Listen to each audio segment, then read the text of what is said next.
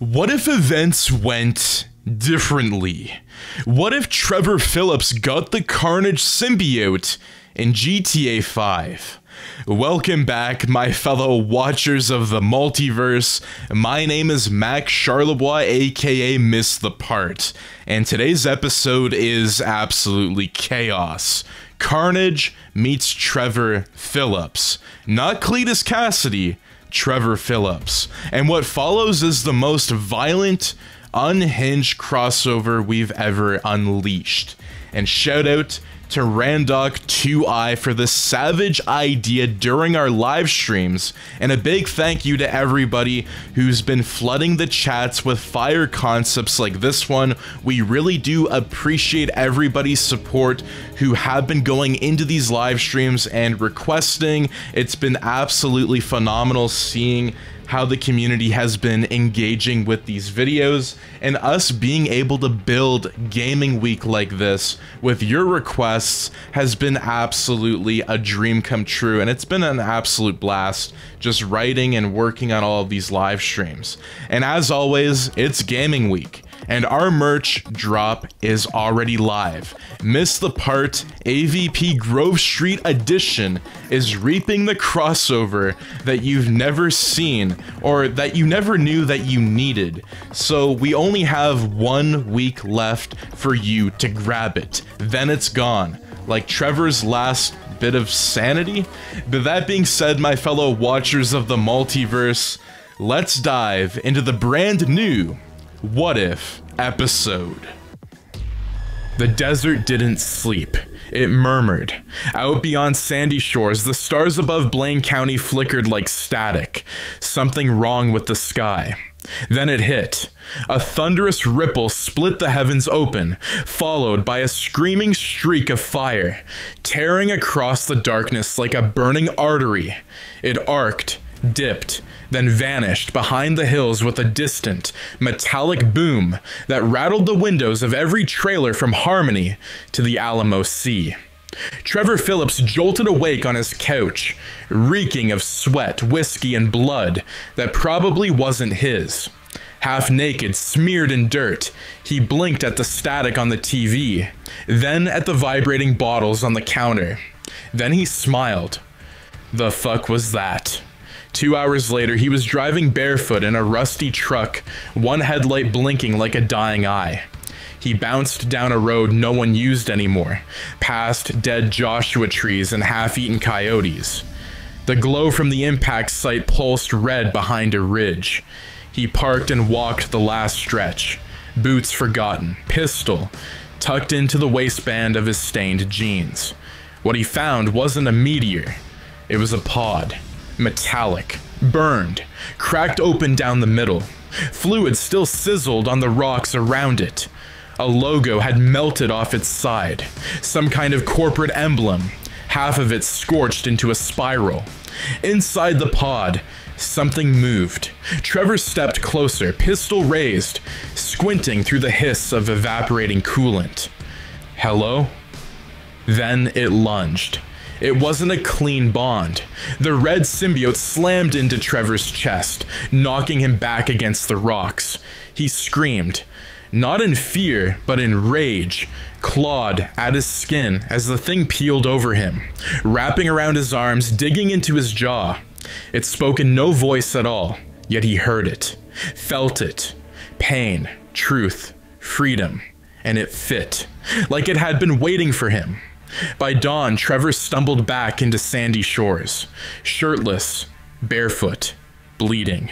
But the wounds were already closing. The skin around his eyes had gone slightly darker. His teeth looked different. Ron saw him from the corner of the trailer park, dropped his coffee. Trevor, he said, half hiding behind a busted grill. Trevor looked at him, eyes gleaming. I found religion. Ron stared. You... what? Trevor laughed, short, sharp, unnatural. Then he grabbed Ron by the collar and whispered, and I'm gonna fucking baptize this town in it. Later that day, News came down from Route 68. A whole lost MC outpost had been torn apart. No bullets, no witnesses.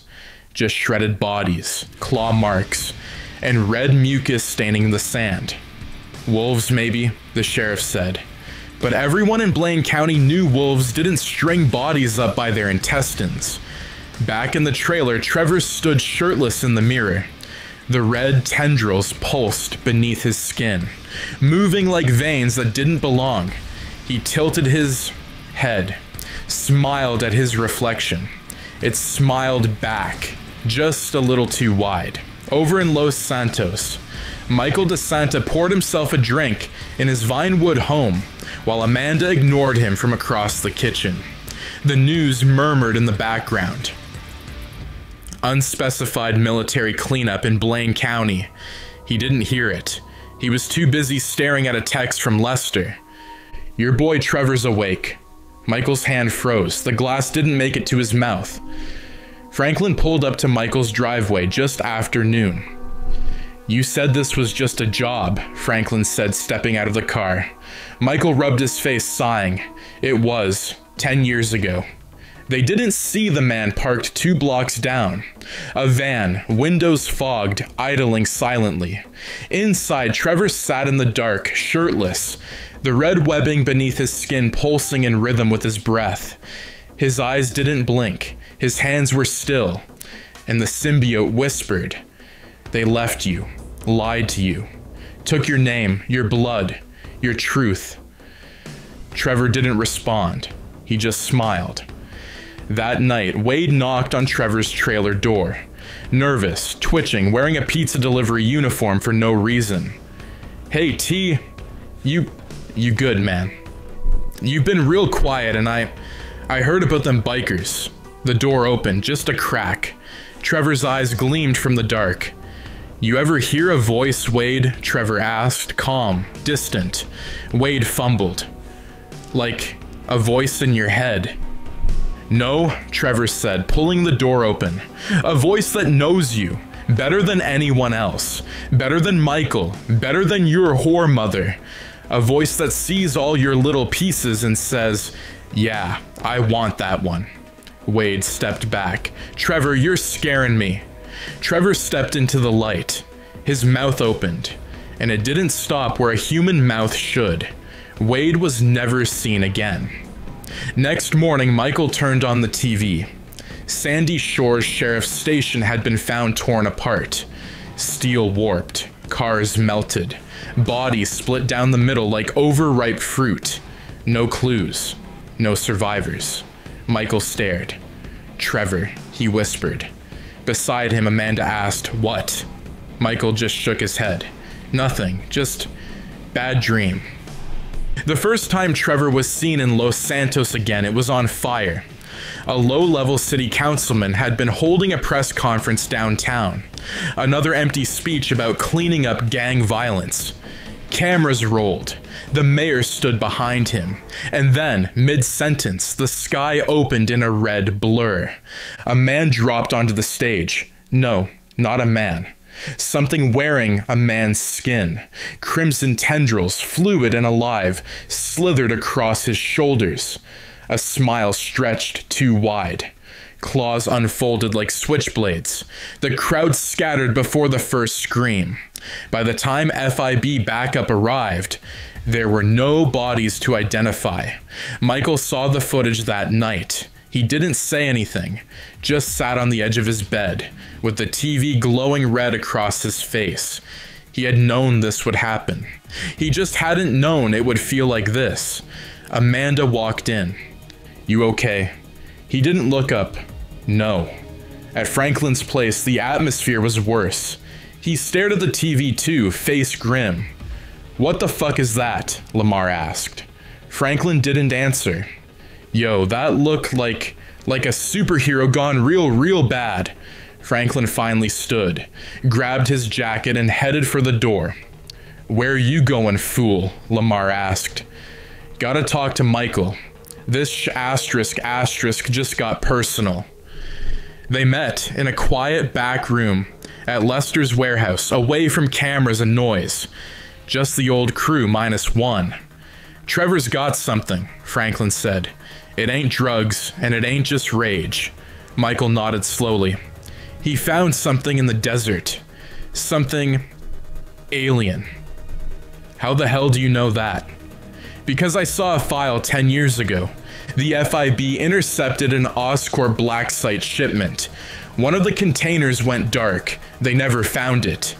Franklin looked at him like he'd grown horns. Man, you seriously think he's infected? No, Michael said, standing up. I think he finally found something that understood him. Trevor's rampage spread like wildfire.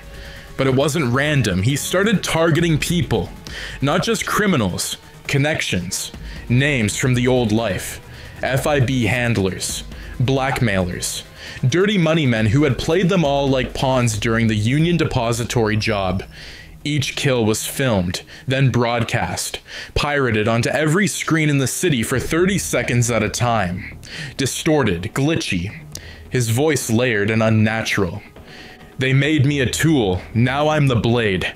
Franklin tried to stop him. He found Trevor alone, atop a half-demolished parking garage, downtown. The wind was hot. Red tendrils fluttered behind him like a cape made of meat. You think this is helping? Franklin shouted from across the roof. You think killing everyone makes it right? Trevor turned.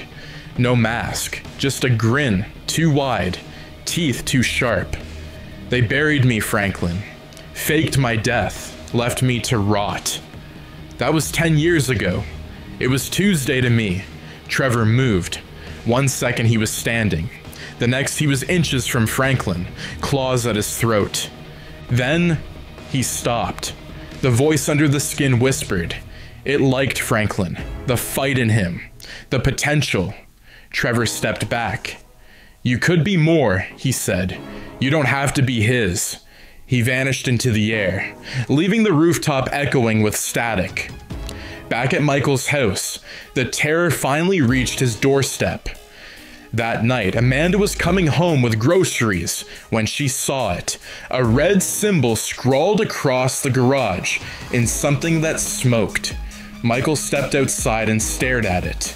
It looked like a spiral of teeth.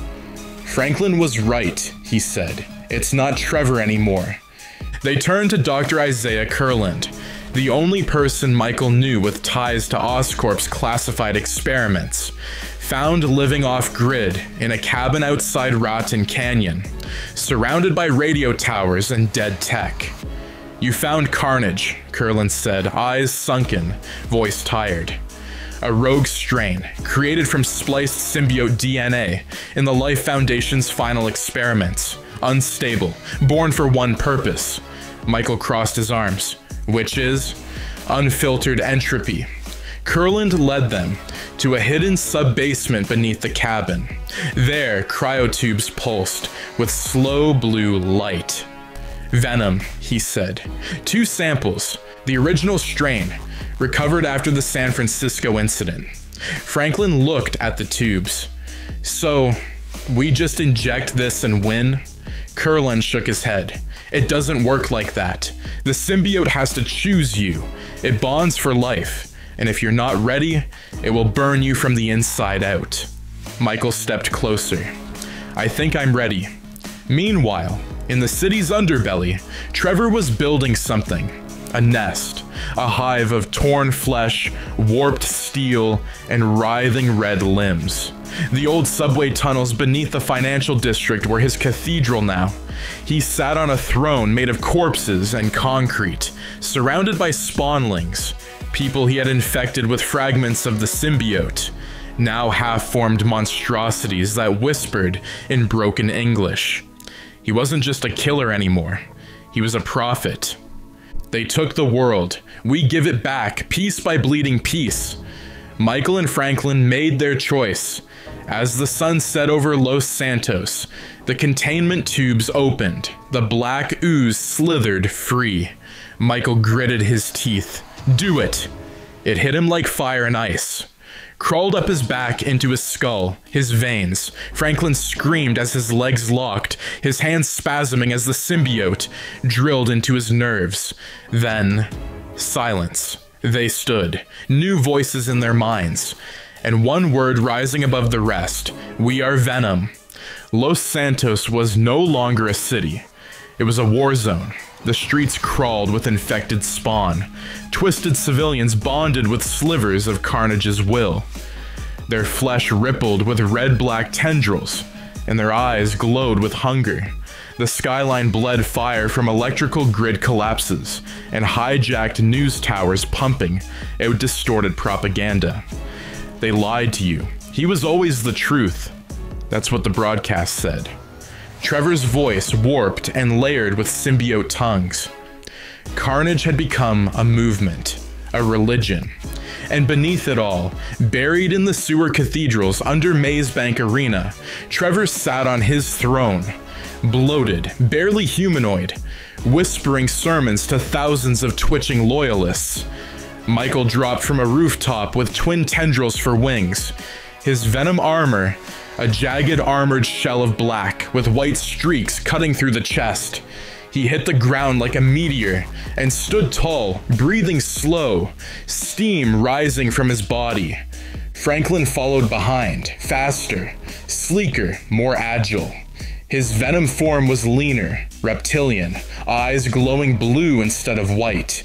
He sprinted across wreckage, dodging fire and claws, crushing spawn underfoot.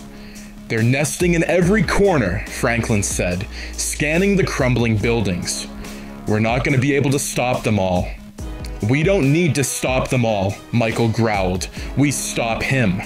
They turned to Dr. Kurland, broadcasting from an armored van nearby, protected by FIB defectors and a symbiote pulse cannon.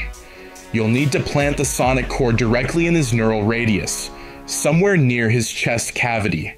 That's where the core hive link is. And you're sure this won't kill us? Michael asked. Kurland didn't answer. They moved underground, pushing through layers of red infestation. Bodies pulsed from the walls, half absorbed into the hive. Faces twitched inside sacks of mucus, eyes begging for death. Franklin stared too long at one. It looked like Wade. Trevor had kept him alive, barely. Inside the cathedral hive, Carnage waited. He no longer resembled a man. He was 12 feet tall, horns curled into crown-like bone, his limbs stretched and webbed, tendrils constantly dripping and reforming. Dozens of faces whispered from his body, screaming, laughing, moaning, and at the center of his chest was Trevor's real face, twisted in eternal fury. Michael, he said, voice booming across the chamber. You finally showed up for your kid's funeral. Michael stepped forward. It doesn't have to end like this. Trevor laughed. You're right. It ends with you feeding me. The fight exploded. Franklin hit first, diving off a wall, slashing through Carnage's side with a tendril blade. Carnage countered with a massive spike, impaling the ground where Franklin had stood. Michael tackled him next, arms shifting into axes, driving into Carnage's ribs. Black and red fluid sprayed. Trevor screamed and released a sonic burst of his own. Raw pain that shattered the tunnel ceiling. Rubble collapsed, cutting off their exit. You think you're better than me? He roared, voice shaking with grief. You ran from what you are. I embraced it. You embraced being a fucking parasite, Michael shouted, striking with a full body slam that shook the hive. Franklin planted the sonic device behind Carnage's throne while Michael kept him occupied. The timer beeped to life. 60 seconds. Trevor lunged and caught Franklin mid-air, smashed him into a wall. You could have been my heir. I ain't built for genocide, Franklin spat, punching a tendril through Trevor's jaw and flipping away. Carnage grew desperate. He began merging with the walls, pulling more mass from the hive, growing larger, less stable. His form was crumbling, twitching, too massive to contain itself. "You are not worthy of this world," he screamed. Michael stood in front of the pulsing core, suit half broken, bleeding from the mouth. "No," he said quietly, "but I won't let you have it either." He looked at Franklin. "Get out of here." "Mike, don't go!" Michael charged forward. He tackled Trevor into the sonic core. The blast ignited. White sound. A scream of reality tearing itself apart. The entire chamber lit in a nova of sound and light, blowing red sinew into mist. The hive shrieked. The spawn collapsed above the city, twitching like puppets with cut strings. Franklin clawed out of a sewer grate, face charred, symbiote flickering. Maze Bank collapsed behind him in a silent implosion of dust and red mist. Trevor and Michael were gone. A week later, Los Santos limped forward, streets cordoned off, FIB spreading lies about chemical agents and terrorists. The truth buried again. Franklin stood atop a rooftop, silent, armored in partial venom form. He was different now, controlled, watchful. The symbiote inside him was quiet, for now. Kurland met him there, handing over a secure drive. There's more, other strains, hidden deeper than this city. Life Foundation's legacy doesn't end here. Franklin stared at the skyline. I'll be ready. Below the city, deep in the ruins. One red ember pulsed in the dark and laughed. "We are not done." And that is going to be it for What If Trevor Philips Got the Carnage Symbiote in GTA 5. Now, what did you guys think of this particular episode? I also ended up throwing in Michael and also Franklin and them getting symbiotes, so it was an absolute horror fest of symbiotic dreams and what if ideas. It was definitely something that I really wanted to do, and when I saw Randoc2i request this in the live streams, I knew that I had to add this into Gaming Week. So again, massive shout out to Randoc2i for requesting this for Gaming Week. It was something that I really wanted to do, and I would highly recommend to check out the live streams. We go live on Monday as well as Friday. And again, a massive shout out to our YouTube community members as well as our Patreon supporters. Without you guys, we wouldn't be having this much fun with different themed weeks. So you guys supporting the channel really goes a long way. And I do want to say, make sure to get your AVP Grove Street Edition merchandise because it's only available for 1 week, but the support and the proceeds go back into the channel.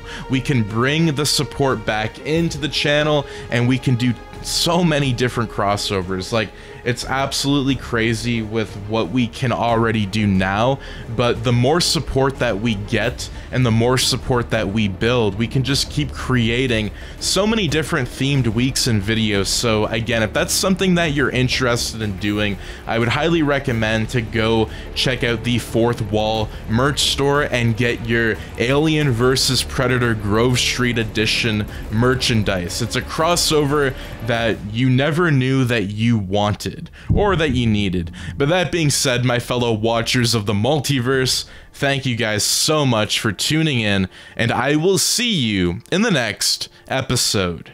Take care and have a wonderful day. Peace out.